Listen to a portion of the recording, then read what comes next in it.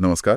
आज हम एक बहुत ही दिलचस्प विषय पर बात करने वाले हैं। जी। पंडित श्रीराम शर्मा आचार्य जी, जो भारत के एक महान आध्यात्मिक गुरु माने जाते हैं, उनकी एक खास किताब है 5 प्राण 5 देव। हाँ, बिल्कुल। तो आज हम इसी किताब के कुछ अहम हिस्सों पर गहराई से समझने की कोशिश करेंगे। जी, ये किताब वाकई हमें अपनी क्षमताओं के उन पहलुओं से मिलवाती है जो अक्सर हम देख नहीं पाते। सही कहा।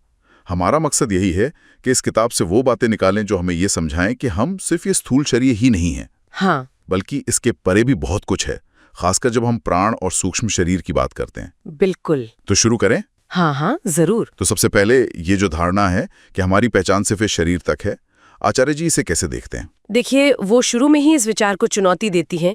किताब में कुछ ऐसे उदाहरण दिए गए हैं, जैसे मान लीजिए युद्ध में कोई सैनिक बुरी तरह घायल हो गया। हाँ। और उसे ऐसा अनुभव हुआ जैसे वो शरीर से बाहर है, या फिर मैडम ब्लवत्स्की जैसे लोगों के अनुभव। अच्छा। ये सब इस बात की तरफ इशारा करते हैं कि चेतना शायद शरीर के बिना भी काम कर सकती है।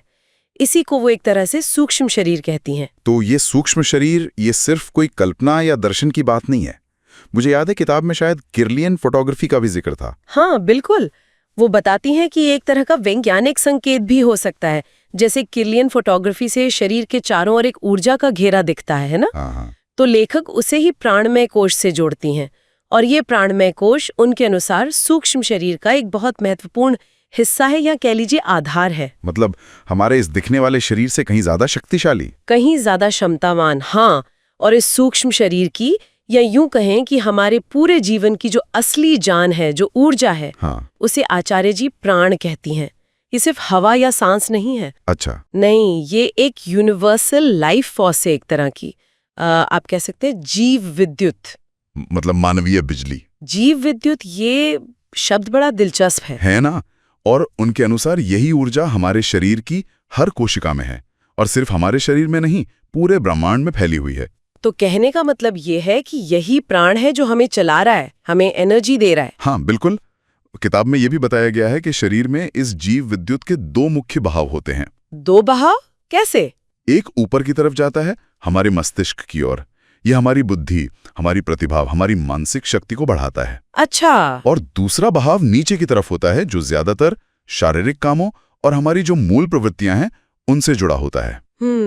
और शायद इन दोनों के बीच संतुलन जरूरी है। हाँ, इसी पर वो बहुत जोर देती हैं। हमारा स्वास्थ्य कैसा है, हम कितने फुर्तीले हैं, चेहरे पर कितना तेज है। हाँ, का है। अच्छा। जब ये प्राण तत्व भरपूर होता है और संतुलित होता है, तभी इंसान उनके शब्दों में ओजस्वी बनता है, यानी एनर्जेटिक। हाँ। मनस्वी बनता है, यानी मेंटली स्ट्रांग। और तेजस्वी बनता है, मतलब प्रभावशाली, जिसकी एक आभा हो। वाह, ये जानना तो बहुत ही अहम है, खासकर आज के जमाने में जहाँ इतनी भागदौड़ है। सही कहा। तो सवाल ये उठता है कि क्या हम इस प्राण शक्ति को बढ़ा सकते हैं, इसे कंट्रोल कर सकते हैं? बिल्कुल। और यहीं पर प्राणायाम की बात आती है, जिसके बारे में किताब में काफी विस्तार से बताया गया है। हाँ, प्राणायाम। लेकिन अक्सर लोग इसे सिर्फ सांस की एक्सरसाइज समझ लेते हैं। हाँ, और लेखक इसी बात को साफ करती हैं।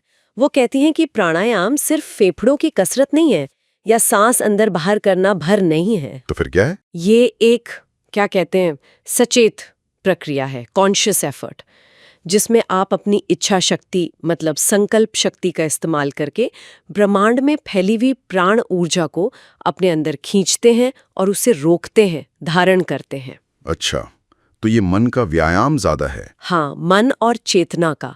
इससे हमारी जो अंदरूनी शक्ति है वो विकसित होती है, जिसे किताब में आत्मबल कहा गया है। आत्मबल, और शायद यही आत्मबल है जिसकी आज हमें सबसे ज्यादा जरूरत है। बिल्कुल। आचार्य जी के अनुसार इसी आत्मबल से इंसान जीवन की जो मुश्किलें हैं, जो चुनौतियां हैं, हाँ, उनका सामना ज्यादा हिम्मत और आसानी से कर पाता है। ये सिर्फ आपको अंदर से मजबूत और तेजस्वी ही नहीं बनाता, बल्कि इससे आप दूसरों को भी पॉजिटिव तरीके से प्रभावित कर सकते हैं, उनका सहयोग पा सकते हैं। ये तो बहुत बड़ी बात है। हाँ, क्योंकि यही अंदरूनी ताकत है जो इंसान को असल में सफल और संतुष्ट जीवन की तरफ ले जा सकते हैं। क्योंकि आप देखिए, चाहे शारीरिक स्वास्थ्य हो या मानसिक शांति, सही, भावनात्मक स्थिरता हो या फिर आध्यात्मिक तरक्की, लेखक इन सब की जड़ इसी विकसित प्राण शक्ति और आत्मबल को मानती हैं। और आज के समय में जब बाहरी तनाव और चुनौतियां इतनी बढ़ गई हैं, तो अपनी इस भीतरी ताकत को पहचानना और उसे जगाना, उसे विकसित करना पहले से कहीं ज्यादा जरूरी हो गया है। तो कुल मिलाकर इस पूरे चर्चा से ये बात साफ हो रही है कि आचार्य जी हमें ये सिखा रहे हैं कि इंसान सिर्फ ये दिखने वाला हाड़ मांस का पुतला नहीं है। बिल्कुल नहीं। इसके अंदर एक सूक्ष्म शरीर भी है और उसे चलाने वाली एक कमाल की जीवन ऊर्जा है जिसे प्राण या जीव विद्युत कहा गया है। हाँ। और सबसे मजेदार बात यह है कि हम इसे कंट्रोल कर सकते हैं। मतलब प्राणायाम जैसी तकनीकों और अपनी संकल्प शक्ति से हम इस अंदरूनी ऊर्जा और आत्मबल को बढ़ा सकते हैं। सही कहा। और यही प्राण शक्ति है जो, जैसा कि लेखक कहती है, हमें सही मायनों में काबिल बनाती है, समर्थ बनाती है।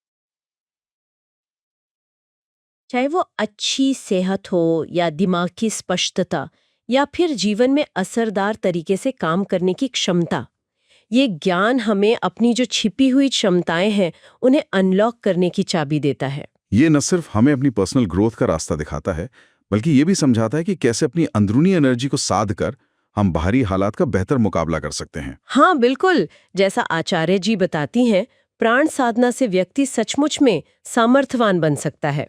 यहाँ मेरे मन में एक सवाल आ रहा है। पूछिए। क्या ऐसा हो सकता है कि हमारी जो आजकल की इतनी सारी समस्याएं हैं, उनका असली हल, मतलब गहरा हल, सिर्फ बाहरी दुनिया में चीजें ठीक करने में नहीं, बल्कि अपने अंदर झांकने में, इस प्राण ऊर्जा को समझने और साधने में भी छिपा हो, जैसा कि लेखक इशारा करती हैं? ये बहुत गहरा विचार है और सोचने लायक है। क्या हमारी समस्याओं की जड़ कहीं ना कहीं हमारी अपनी ऊर्जा के असंतुलन में है? क्या बाहरी दुनिया के साथ साथ हमें अपने अंदर भी काम करने की जरूरत है? बिल्कुल। ये यकीनन सोचने का एक बहुत अहम बिंदु है। और जो श्रोता पंडित श्रीराम शर्मा आचार्य जी के इन गहरे विचारों और उनकी बताई तकनीकों के बारे में और जानना चाहते हैं, हाँ। तो वे उनकी किताब 5 प्राण 5 देव जरूर पढ़ें। ये आजकल आसानी से ऑनलाइन मिल जाती है। जी हाँ, इसे ऑनलाइन खरीदा जा सकता है। ये वाकई एक दिशा दिखाने वाली किताब है।